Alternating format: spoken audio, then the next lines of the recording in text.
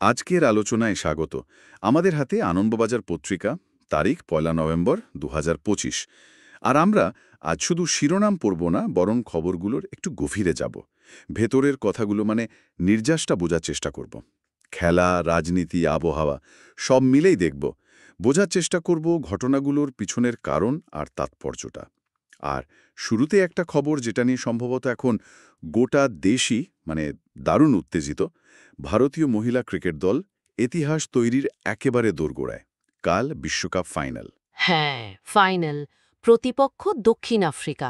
ঠিক, এই প্রথমবার বিশ্বকাপ ট্রফিটা দেশে আনার এত বড় একটা সুযোগ। সত্যি বলতে সেমিফাইনালের পর থেকেই একটা অন্যরকম অনুভূতি হচ্ছে। উত্তেজনা তো হবেই, হওয়াটাই স্বাভাবিক। সেমিফাইনালে অস্ট্রেলিয়ার মতো দলের বিরুদ্ধে যেভাবে ৩৩৯ রান তাড়া করে জিতল, সেটা তো শুধু একটা ম্যাচ জেতা নয়, তার থেকে অনেক বড় কিছু। একদম। ওই রকম চাপের মধ্যে বিশ্বকাপের সেমিফাইনালে একটা রেকর্ড রান তাড়া করে জেতা, দলের মানসিক শক্তিটা যে কোথায় গেছে ভাবা যায়। অসাধারণ। বিশেষ করে জেমিমা রড্রিগেজের ওই ইনিংসটা, উফ, কি দারুণ সেঞ্চুরি! মনে হচ্ছিল যেন কোনো চাপই নেই ওর ওপর। আর হরমনপ্রীত কৌরও তো বড় ম্যাচে দারুণ সঙ্গ দিলেন। একদম ঠিক। সিনিয়র খেলোয়াড়রা যখন এরকম ফর্মে থাকে, তখন দলের আত্মবিশ্বাস তো তুঙ্গে থাকারই কথা। হ্যাঁ। জেমিমা ইনিংসটা ছিল এক কথায় অবিশ্বাস্য। শুধু রান সংখ্যা দেখলে হবে না, পরিস্থিতি বুঝে যেভাবে খেলার গতি নিয়ন্ত্রণ করল, ঠিক সময় ঝুঁকি নিল, এগুলোই তো ওকে আলাদা করে দেয়। ঠিক। আর হরমনপ্রীতের অভিজ্ঞতা ও ঠান্ডা মাথা, এই ধরনের বড় ফাইনালে এগুলোই দলের সবচেয়ে বড় সম্পদ হতে পারে। ওরা দুজন ফর্মে থাকা মানে ব্যাটিংয়ের ভরসাটা থাকা। তা ঠিক, কিন্তু ফাইনালের প্রতিপক্ষ তো সহজ নয়। দক্ষিণ আফ্রিকার লড়া উলভাটের দল। না, সহজ নয় একেবারে। ওদেরও তো জেতার খিদেটা কম থাকবে না। ওদের শক্তি কোথায় দেখছেন? দক্ষিণ আফ্রিকার দলটা বেশ ব্যালেন্সড। ব্যাটিংয়ে লড়া উলভার তো নিজেই বিশ্বমানের, আর দারুণ ফর্মেও আছে। ওদের বোলিংটাও বেশ শক্তিশালী। পেস, স্পিন দুটোতেই ভালো বোলার আছে। ওরাও তো সেমিফাইনাল জিতেই ফাইনালে এসছে, তাই না? সুতরাং তারাও আত্মবিশ্বাসী থাকবে। অবশ্যই। তবে ভারতের মেয়েরা যেভাবে খেলছে, বিশেষ করে সেমিফাইনালের ওই জয়টা যেভাবে এলো, তাতে প্রতিপক্ষের মনে একটা সমীহ কাজ করারই কথা।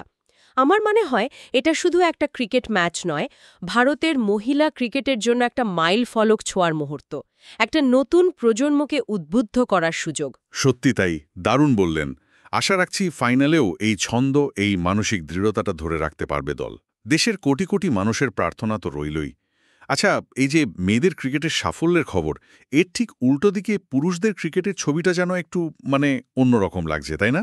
হ্যাঁ, কিছুটা তো বটেই। সূর্যকুমার যাদবের নেতৃত্বে ভারতীয় দল অস্ট্রেলিয়ার বিরুদ্ধে দ্বিতীয় টি-20 ম্যাচটা হেরে গেছে।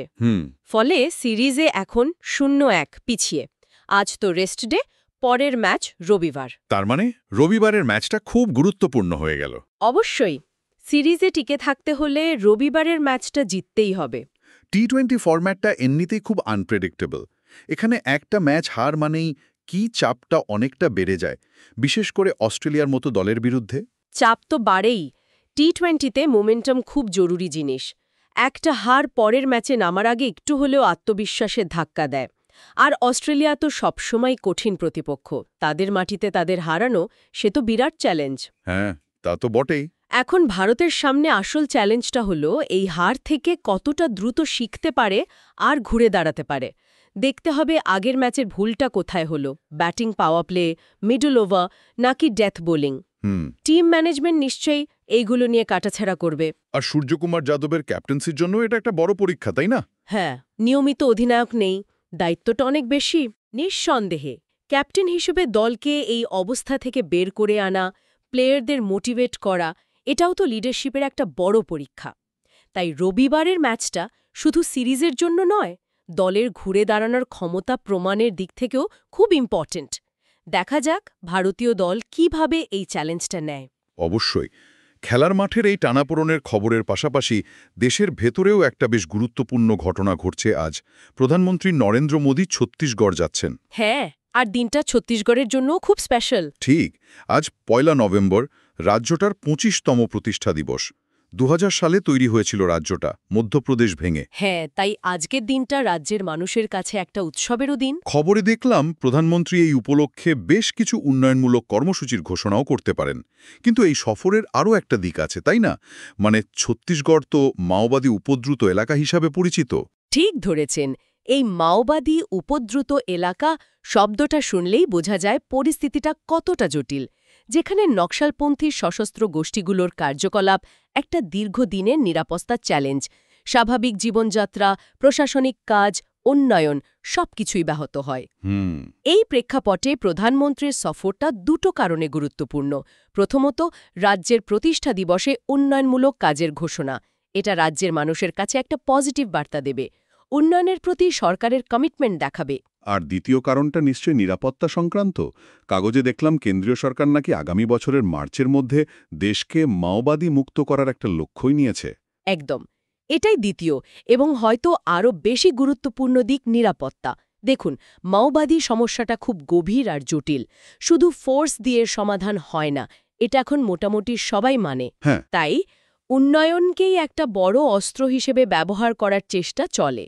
রাস্তাঘাট, স্কুল, কলেজ, হাসপাতাল, কাজের সুযোগ তৈরি করা, সরকারি পরিষেবাগুলো মানুষের কাছে পৌঁছে দেওয়া, এই ধরনের পদক্ষেপগুলো স্থানীয় মানুষকে ধীরে ধীরে মেইনস্ট্রিমে ফিরিয়ে আনতে সাহায্য করে, মাওবাদী সংগঠনগুলোর প্রভাব কমায়। তার মানে প্রধানমন্ত্রীর এই উন্নয়নমূলক ঘোষণাগুলো আসলে বৃহত্তর কৌশলেরই একটা অংশ হিসেবে দেখা যেতে পারে। হ্যাঁ, মনে করা হচ্ছে তাই। তবে দেখতে হবে কী ধরনের প্রকল্প ঘোষণা হয়। সেগুলো কি শুধু নামকাওয়াস্তে, নাকি সত্যিই এলাকার মানুষের জীবনযাত্রার মান উন্নয়নে কাজে লাগবে। আর একই সাথে ওই যে মাওবাদী মুক্ত ভারত গড়ার লক্ষ্যমাত্রা, সেই পরিপ্রেক্ষিতে প্রধানমন্ত্রীর বার্তাটা খুব গুরুত্বপূর্ণ হবে। তিনি নিরাপত্তা বাহিনী, প্রশাসনকে কী বার্তা দেন, সাধারণ মানুষকে কিভাবে আশ্বস্ত করেন, এ সব দিকেই নজর থাকবে। বুঝতে পারছি। এটা একদিকে যেমন সরকারের পলিসিটা স্পষ্ট করবে, তেমনি মাওবাদী সমস্যা মোকাবেলায় পরের পদক্ষেপগুলোরও একটা ইঙ্গিত দেবে। সব অন্যদিকে দেশের একটা বড় অভ্যন্তরীণ নিরাপত্তা চ্যালেঞ্জ মোকাবেলার বার্তা, দুটোই মিশে আছে এই সফরে। সত্যি খুব গুরুত্বপূর্ণ একটা দিন। আচ্ছা, এই সব গুরুগম্ভীর খবরের পর একটু আবহাওয়ার দিকে তাকানো যাক। সামনে তো শীতকাল আসছে, আবহাওয়ায় কি বড় কোনো পরিবর্তনের পূর্বাভাস আছে? হ্যাঁ, পরিবর্তনের ইঙ্গিত বেশ স্পষ্ট। বিশেষ করে উত্তরবঙ্গের জন্য খবরটা ভালো। বলা হচ্ছে রবিবার থেকে সেখানকার বেশিরভাগ জেলায় আবহাওয়া শুকনো হতে শুরু করবে। ও আচ্ছা। আজও বৃষ্টির চান্স খুব কম। তবে দুটো জেলা, আলিপুরদুয়ার আর কোচবিহার, ওখানে বিক্ষিপ্তভাবে একটু ভারী বৃষ্টি হতে পারে। আর দক্ষিণবঙ্গের কি খবর? এখানেও তো পুজোর পর থেকে একটা ভেজা ভাব ছিল। দক্ষিণবঙ্গেও আজ নদিয়া, উত্তর ও দক্ষিণ ২৪ পরগনা আর পূর্ব মেদিনীপুরে একটু আধটু বিক্ষিপ্ত বৃষ্টির পূর্বাভাস আছে। আচ্ছা। তবে পূর্বাভাস বলছে এরপর থেকে দক্ষিণবঙ্গেও ওয়েদারটা ধীরে ধীরে ড্রাই হবে। মানে বর্ষার যে বিদায়বেলার রেশটুকু ছিল, সেটা মনে হচ্ছে এবার পুরোপুরি কেটে যাবে। কলকাতায় যেমন আর সর্বোচ্চ তাপমাত্রা ৩২ ডিগ্রির আশেপাশে থাকবে বলছে। দিনের বেলা হয়তো অতটা আরাম লাগবে না, তবে রাতের দিকে হালকা ঠান্ডা ভাব আসতেই পারে। তার মানে এবার সোয়েটার, চাদর এগুলো সব আলমারি থেকে বের করার সময় প্রায় এসে গেল। এই যে আবহাওয়া শুকনো হচ্ছে, বর্ষার প্রভাব কমছে, এটাকে কি শীতের আগমনী বার্তা হিসেবেই ধরে নেব? অনেকটাই দায়ী। আবহাওয়ার এই শুকনো হতে শুরু করাটা বর্ষার পাকাপাকি বিদায় আর হেমন্ত পেরিয়ে শীতের দিকে যাওয়ার একটা স্পষ্ট সিগন্যাল। হয়তো বিক্ষিপ্ত বৃষ্টি দু এক জায়গায় হতে পারে, কিন্তু মোটের ওপর হাওয়ায় জলীয় বাষ্প কমবে, আকাশ পরিষ্কার হবে। টেম্পারেচার হয়তো এখনই হুট করে নামবে না, কিন্তু বাতাসের চরিত্রটা বদলাতে শুরু করবে। চাষবাস বা অন্যান্য কাজের জন্য এই শুকনো আবহাওয়াটা দরকারি। বেশ, তাহলে যারা শীত ভালোবাসেন তাদের জন্য এটা নিঃসন্দেহে ভালো খবর। তাহলে আজকের আনন্দবাজারের পাতা থেকে যে ছবিটা উঠে এলো, সব মিলিয়ে বেশ বৈচিত্র্যময়। একদিকে মহিলা ক্রিকেট দলের ঐতিহাসিক ফাইনাল, প্রথম বিশ্বকাপ জেতার দারুণ সুযোগ নিয়ে চরম উত্তেজনা। অন্যদিকে পুরুষ ক্রিকেট দলের ঘুরে দাঁড়ানোর লড়াই, সিরিজে টিকে থাকার চ্যালেঞ্জ। ঠিক। জাতীয় স্তরে প্রধানমন্ত্রীর ছত্তিশগড় সফর, যেখানে রাজ্যের উন্নয়ন আর দেশের অভ্যন্তরীণ নিরাপত্তার মতো জরুরি বিষয়গুলো মিলেমিশে একাকার। হ্যাঁ।